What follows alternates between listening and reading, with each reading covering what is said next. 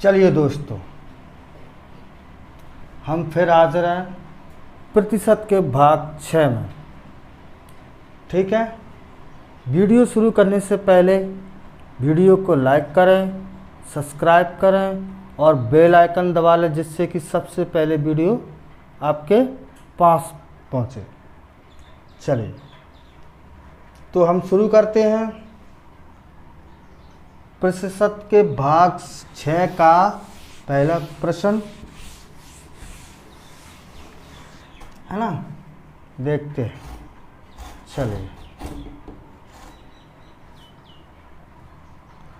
शुरू करते हैं। कह रहा है क्वेश्चन, एक अयस्क में से 26% लोहा है और 91 किलोग्राम लोहा पाने के लिए कितना अयस्क होना चाहिए। पहली बात तो ये अयस्क का मतलब समझ लो। अयस्क क्या चीज़ होती है?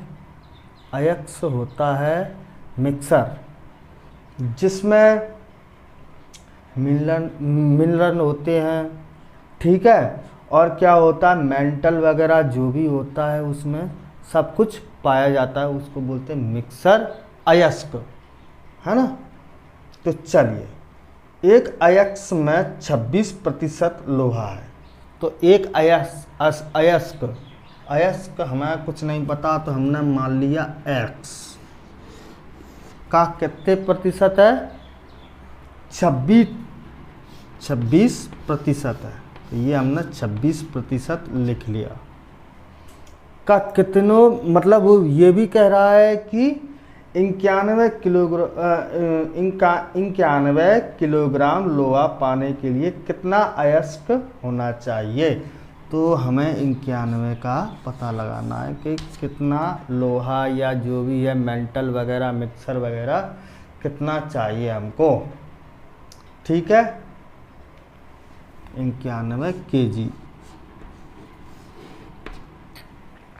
चलिए, इसके बाद देखेंगे कि हम क्या करते हैं कि ये 91 लिखा है, इसको हम ऐसे लिख लेंगे, और जो हमारा 26 है उसको हम ऐसे लिख लेंगे, इनटू हम इसको ऐसे 100 का मल्टीप्लाई करते हैं। चलिए, इसको हम डिवाइड करें तो किससे करेंगे। तो चलिए, सबसे पहले हम क्या करेंगे, हम 13 का देखेंगे। 13 में 91 भी आ जाता है और 26 भी आ जाता है। तो 13 7 91 और 13 दूनी 26, और इसको हमने 2 से पूरा काट दिया, ये आ गया हमारा 50।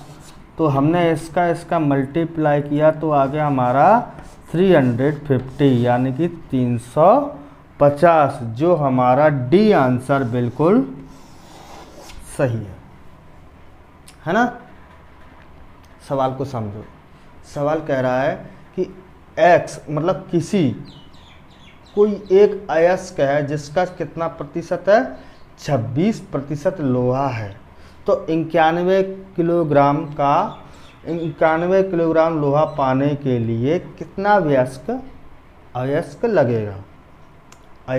लगेगा। ठीक है, तो हमने सीधा इसका निकाल लिया परसेंटेज रख के 100। ठीक है, चलिए, हमारा 350 जो हमारा डी आंसर बिल्कुल सही था। चलिए आगे बढ़ते हैं दूसरे प्रश्न की ओर।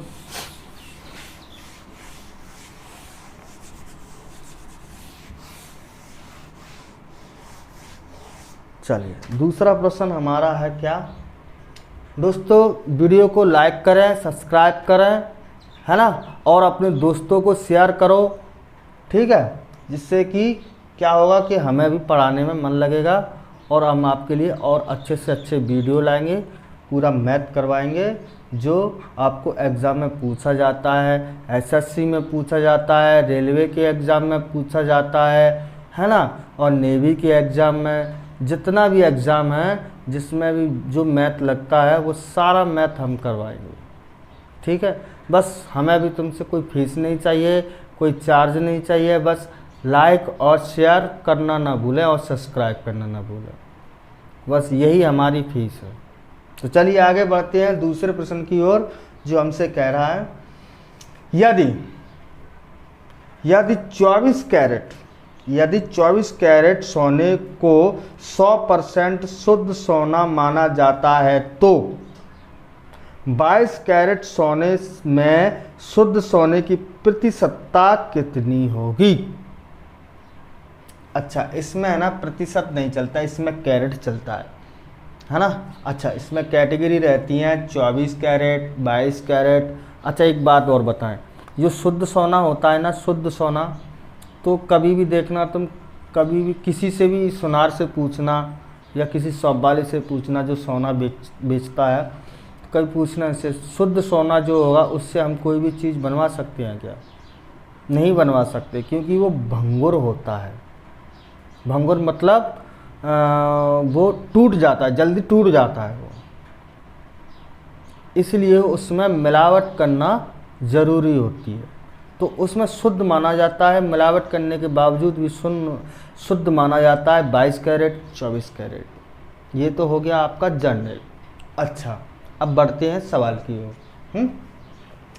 चलिए, तो वो क्या कह रहा है कि 100% शुद्ध सोना, 100% शुद्ध सोना, 100% भैया शुद्ध सोना है ना, कितना होना चाहिए? 22 कैरेट सोने से शुद्ध की प्रतिशतता ज्ञात करना है। 22 कैरेट इंटू 22 कैरेट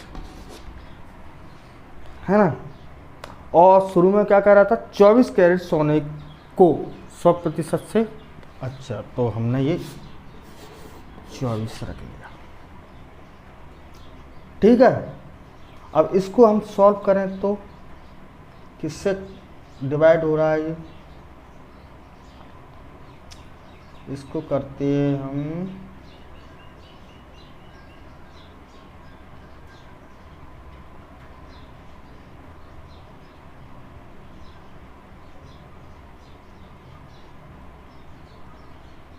चलो कोई ना,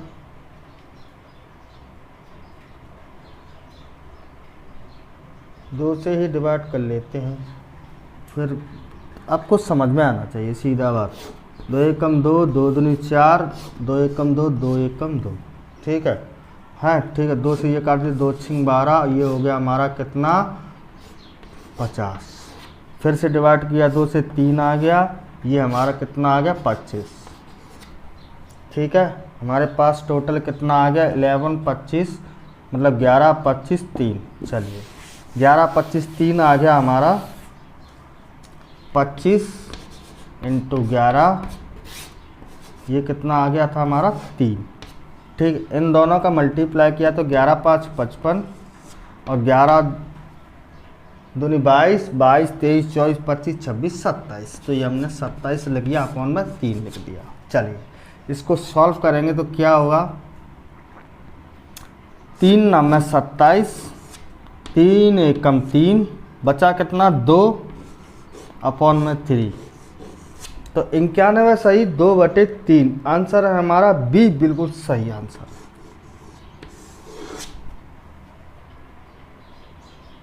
ठीक है, देखिए वो कह रहा था कि 24 कैरेट सोने को 100% शुद्ध सोना माना जाता है। अगर 24 को सही शुद्ध माना जाता है 100%, तो 22 कैरेट सोने को शुद्ध सोने की प्रतिशतता कितनी होगी? 24 को 100 मान रहे हैं तो कितना होगी इसकी? तो इसका होगा 91 सही, 2/3। इसका आंसर सही होगा 22 के हिसाब से, है ना। चलिए कुछ नहीं है दोस्तों, इस सवाल में तो कैलकुलेशन थी जो हमने बड़ी आसानी से कर दिया। बढ़ते हैं दूसरे प्रश्न की ओर, इसको हम आगे बढ़ते हैं।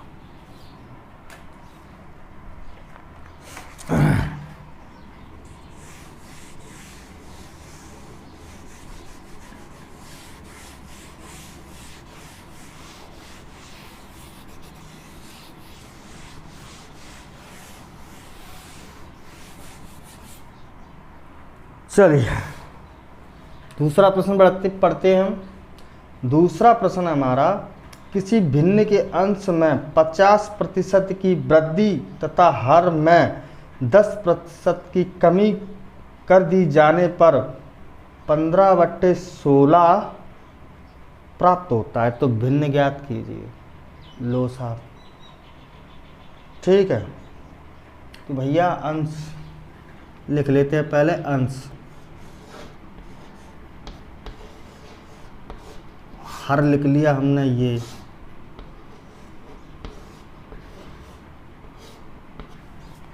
ठीक है।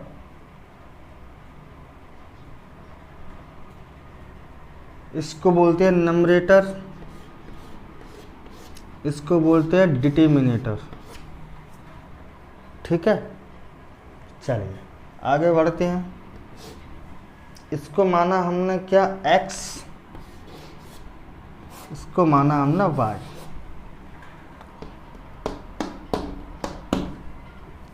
I hope you understand. अंश को माना x, y को माना हमने हर को माना y।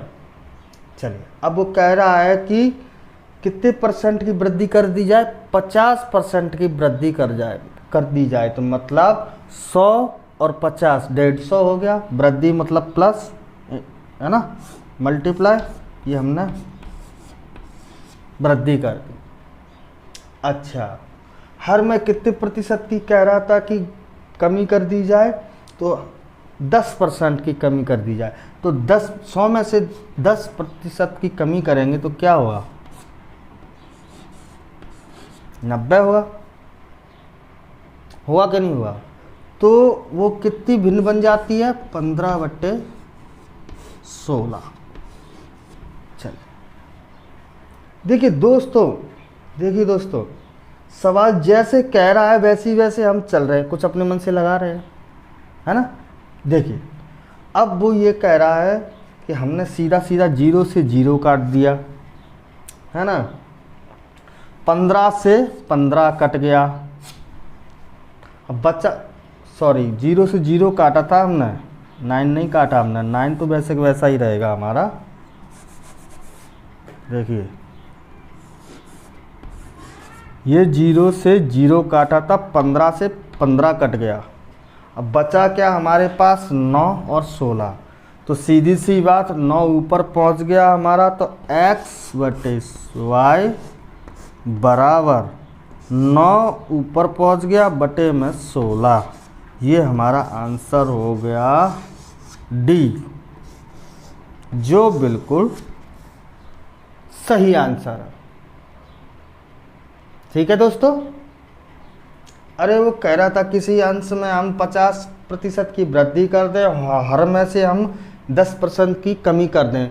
तो देखो अंश में 50% की क्या कर रहा था, वृद्धि कर रहा था। तो 100 प्लस 150, अच्छा कमी कर रहा था हर में, मतलब डिटरमिनेटर में कितने की कमी कर रहा था, वो कर रहा था 10% की। तो 100 में से 10 गया तो 90% बचा, तो 90% लिखा हमने। अच्छा 15/16 है ना। तो 15/16 क्या था, प्राप्त हो जाता है हमको, क्या भिन्न प्राप्त हो जाती है। तो 15/16 हमने ये लिख लिया।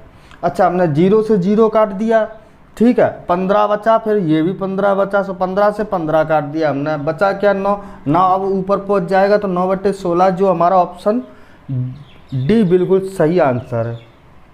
चलिए ये आपको बिल्कुल समझ में आ गया होगा। चलिए आगे चलते हैं दूसरे प्रश्न की ओर। चलिए दोस्तों,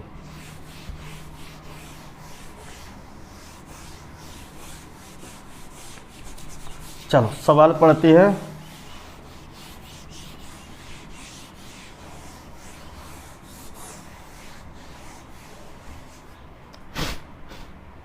अच्छा, इस प्रश्न को हम पढ़ने वाले हैं। क्या कह रहा है वो प्रश्न कह रहा है, किसी परीक्षा में उत्तीर्ण होने के लिए 40% अंक अनिवार्य है। मतलब उत्तीर्ण होने के लिए, मतलब पास होने के लिए 40% तो अनिवार्य है। ठीक है, किसी परीक्षा में।